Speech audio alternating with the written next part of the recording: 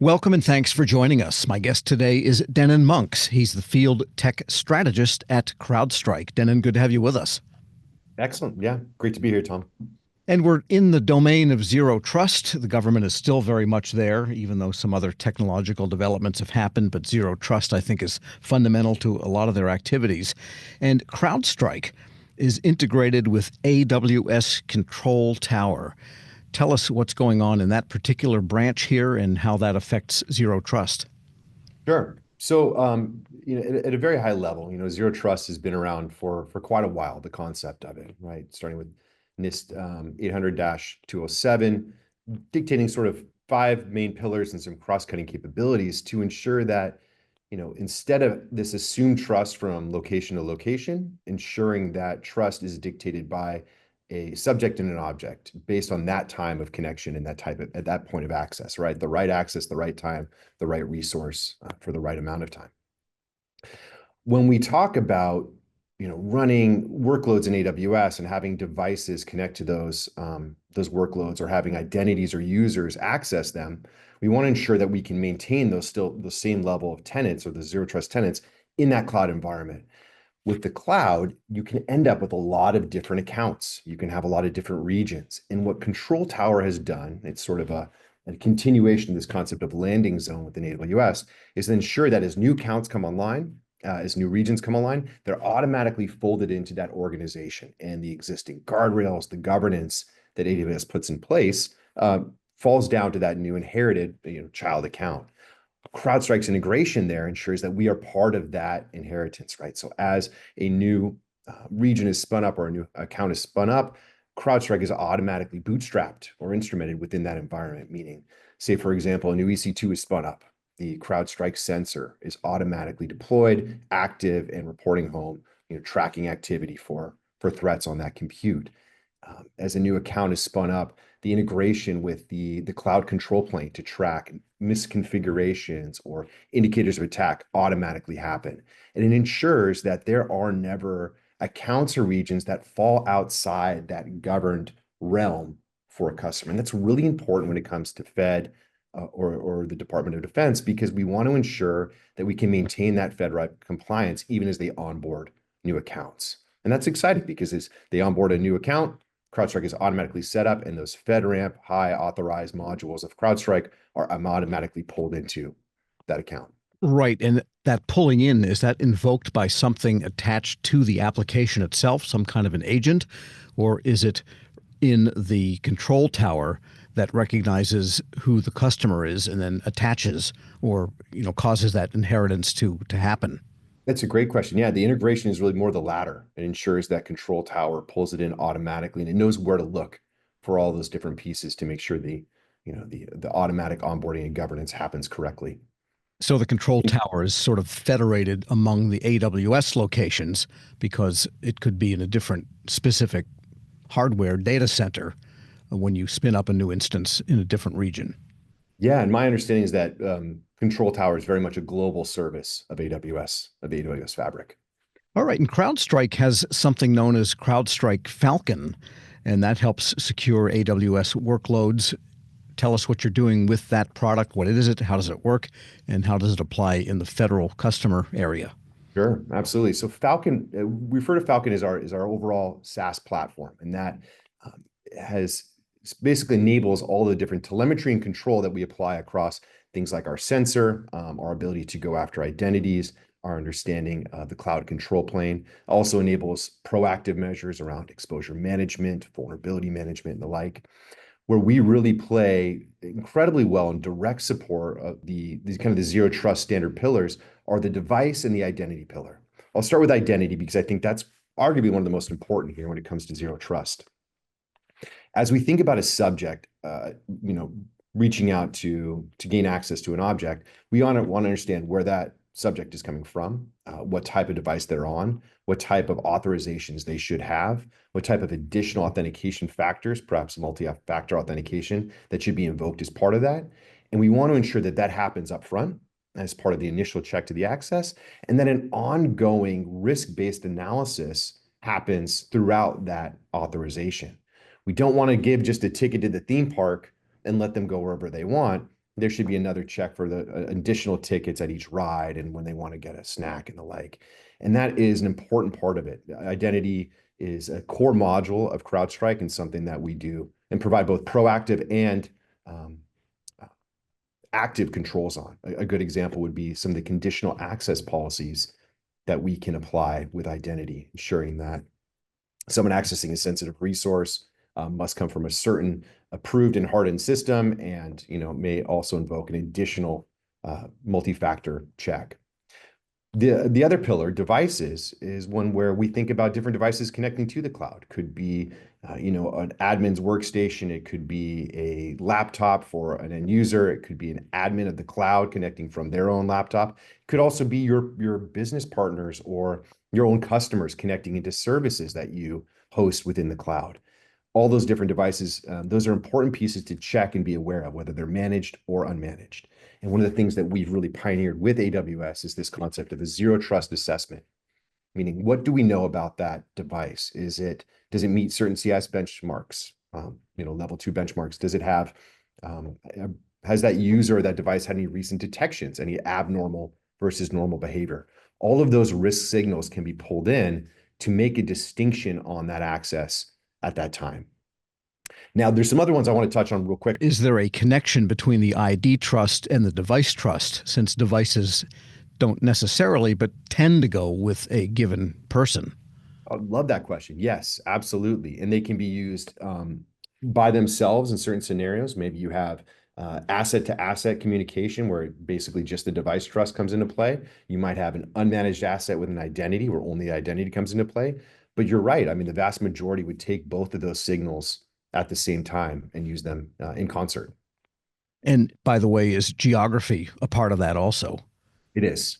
It is. Although, as we've seen recently in the 2025 Global Threat Report, geography is getting more and more difficult with some of these different relay boxes and orbital networks and the like. So, okay, and go ahead. You were going to add another element to that idea of beyond ID and device. yeah, and so the others that are important, workloads, for example, much like we would secure device, we are able to apply that sensor to not only your classic VM type workloads within the cloud environment, but also containers, functions, serverless as well. All of those are different areas of telemetry that we can control or gather from, and then apply control to. And that idea of telemetry and control goes very well with the idea of a policy decision point and a policy enforcement point, sort of the main tenets of how we determine zero trust in a given paradigm. The last one that I think is really important is the idea of this cross-cutting capability, if you're looking at CISA, or it's its own pillar in the DoD of visibility. And that's where the overall backend Falcon platform plays incredibly well. We are able to distribute through that Falcon fabric where we want to have a policy decision point, where we want to have a policy enforcement point, and choose those and taking that telemetry and apply that control in the most business savvy, elegant, or the best possible way for that given scenario. And that works very well, not only the zero trust partnership between CrowdStrike and AWS, but also the other zero trust partnerships that AWS employs. We can work very closely with them. And you've talked about the assessment of devices and the assessment of activities of users and people with, from the ID standpoint. And that gets to the idea of continuous monitoring generally. Yeah. And that's an idea that goes back even before zero trust in some sense, just looking for indicators of threat. And so talk about the collaboration between CrowdStrike and AWS in the context of continuous monitoring, and what does that look like in, the contemporary zero trust world? Yeah. Okay. So I think that's a great question because it also kind of ties back to your very first question around control tower. First of all, how do we even consider applying continuous threat visibility and monitoring if we aren't automatically pulling in those accounts? So I think at a high sort of the plumbing behind the scenes, control tower really enables that.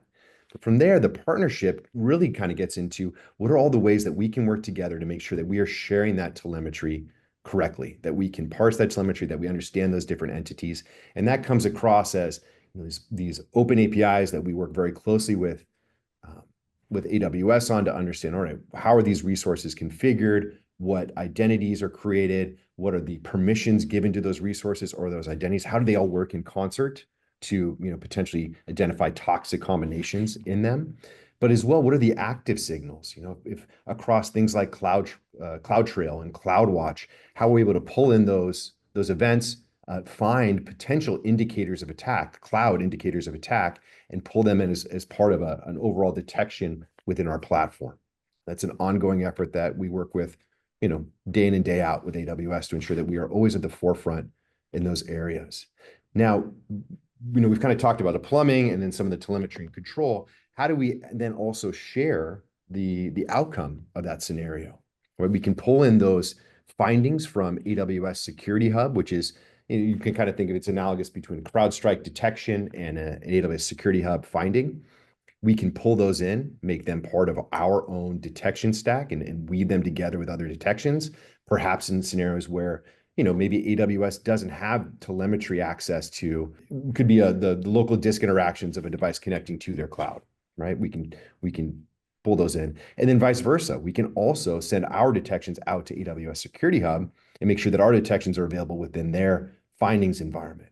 And that allows some really good cross-sharing information, because what we want to do and make sure that we're doing constantly is that information can be shared across the platforms, regardless of where a customer wants to do, their event triage.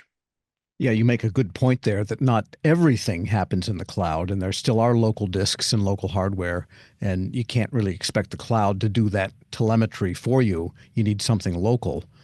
Even Right. if it's cloud hosted, it's still looking locally. Exactly. And there may be services that you have employed within AWS that you want to take those findings and make sure that they're part of what CrowdStrike is analyzing to identify threats. A good example maybe be, I believe it's called guard duty, or Macy would be maybe another example. Maybe you're using Macy to do some sensitive data detection. And that piece of telemetry is something you want to pull in along with your CrowdStrike detections. All right, so we have CrowdStrike and AWS in this partnership, and then maybe describe how that helps and maps across the CISA's zero trust maturity model requirements that we mentioned at the top. Absolutely. So, you know, it's interesting because at a really high level, you have this very nice synergy between what's always been the shared responsibility model. Security of the cloud is the responsibility of AWS. Security in the cloud is the responsibility of CrowdStrike. So as you think about the data, the configurations, the identities that are provisioned, the permissions given there, all of that is something that we work in concert with them. So between the two, you've got a really nice coverage of that overall shared responsibility model. Now, to get into kind of the meat of the answer here, there's two really kind of important things that have happened recently. Is one, just this month, we have been authorized within GovCloud One for FedRAMP High, which is a very important milestone for the company. It means that we can work with some of the most sensitive agencies in the world and ensure that their data stays safe being processed by the Falcon platform. We also have had, since I think kind of late 2023, been granted IL5, impact level 5 authorization within GovCloud 2. Why is that so important? Because it goes all the way back to the idea of assets. If you have a subject and an object, we need to make sure that that subject is accessing that object with the right access, with the right identification at the right, with the right resource at the right time. And you need to understand the impact level of that information in question. If we want to be able to apply those zero trust principles to the most sensitive data in the world, then we got to make sure that we have those levels of maturity right around FedRAMP High and impact level 5, which is pretty exciting. Some of the other advantages that we've seen our customers take advantage of, things like AWS Marketplace. Our customers have dedicated spend within those environments. And because there's such a tight partnership between CrowdStrike and AWS, you can use those bulk dollars to ensure that you can, via control tower, automatically provision CrowdStrike control and security within these different cloud environments. And I think finally, the last one that I've seen pretty compelling in a lot of ways is how they work hand in hand during migrations. If you're migrating from another cloud or between clouds, if you're migrating from an on-prem data center out there, CrowdStrike and AWS together can secure that entire pipeline, meaning, from an impact assessment from the original environment, to the ongoing events and monitoring throughout the migration, to then that posture and ongoing maintenance of the end state, the two together make sure that the whole migration from front to back is covered and there's no blind spots during that where, potentially something like a supply chain attack could occur. And what is the mechanism for staying abreast of what the contemporary or current threat environment looks like? Because so much of the threats we hear come from phishing, which is not Right. exactly an indicator of attack the way hacking into a system with a bot or something is. So you've got a range of possible threats. Does this encompass all of these in the zero trust format? So yes, yes and no. I think that's a really good question because zero trust in a lot of ways does not necessarily always cover proactive measures. In a lot of ways, you want, things like misconfigurations, vulnerabilities, the context of a given asset, identifying toxic combinations or attack paths ahead of time are something that we work very closely with AWS. But that in those scenarios, no access or authorization has happened yet. It will, and it could, but it hasn't happened yet. So that's sort of a preemptive measure. We want to make sure that happens. But when it comes to how these cyber threats are evolving and how we apply those zero trust, what it comes down to a lot of ways is just the evolving landscape of how adversaries are abusing identities. We have seen just an increase year over year of what we call access brokers, meaning these adversaries can go into the dark web, they can purchase compromised credentials, and then access cloud environments. This is the standard way of going in. They are no longer hacking their way in. I mean, it's not completely gone, but it's definitely fallen to the wayside to compromising a user via phishing, like you mentioned. Maybe we get a customer, an end user to click on a link or follow us back to a capture portal, capture a session token, get into that account, set up our own MFA, and from that point forward, the attack doesn't seem like someone coming from the outside hitting our defenses. It seems like an insider threat, right? They have a compromised credential, and that adversary is living off the land. They're potentially going low and slow. And what's funny enough is we have seen, 79 as of the 2025 Global Threat Report, released a few weeks ago, about 79% of the true positive detections in the Falcon platform are from malware-free attacks, meaning hands-on keyboard, compromised credentials. And then from there, the adversaries have gotten incredibly good at living off the land and weaving themselves between these different domains of capability. You have infrastructure, compute, application, identity, cloud control plane. They will weave all these together in very intricate attacks to avoid detection. And if you don't have something like a zero trust fabric, where these different domains are sharing their signals, where these different domains or pillars are sharing their ability to take action on those signals, you're going to miss some of that, the potential to identify that attack and really take action on it. It sounds like that organizations therefore should be constantly updating the characteristics of their identities that they issue to people so that Absolutely. whatever might be hacked on the dark web is no longer applicable. And they have definitely identified, and it's true, like, the human beings are the weakest link in this scenario. And the other thing is that we're not dealing with the early 2000 phishing emails that are very obviously from someone that is, not part of the company.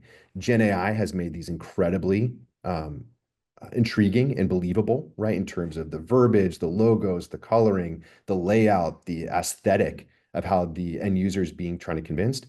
But they also have gotten incredibly good at the social engineering side where they create these bespoke scenarios to lull an end user into a sense of safety or yeah, a sense of safety. A good example would be to an adversary will send an end user 25 MFA requests all in a row, and then immediately call that end user, pretend to be IT support and say, "Oh, I'm so sorry. We've had an issue with the system. We just get on a quick remote session and I can resolve this for you." And that whole thing just seems so outside the norm of your day-to-day life that it becomes almost more believable. And they love to create these the scenarios like that. So you still have to pick up the phone and call IT once in a while. You do, and just to further complicate this, IT needs to be aware that it's not their end users calling anymore either. The adversaries love to call IT help desk as well and impersonate an end user and try to convince help desk to reset that user's password to get a one-time password to set up the VPN and the like. Yeah. All right. Well, you've outlined a complicated and difficult world, but also given us some great advice for navigating it. Dennen Monks is the field tech strategist at CrowdStrike. Thanks for being with us. Thank you for having me, Tom. Appreciate it. And I'm Federal Drive host Tom Temin. You've been listening to Accelerate Together, Zero Trust. For more on the series, please visit federalnewsnetwork.com and search CrowdStrike.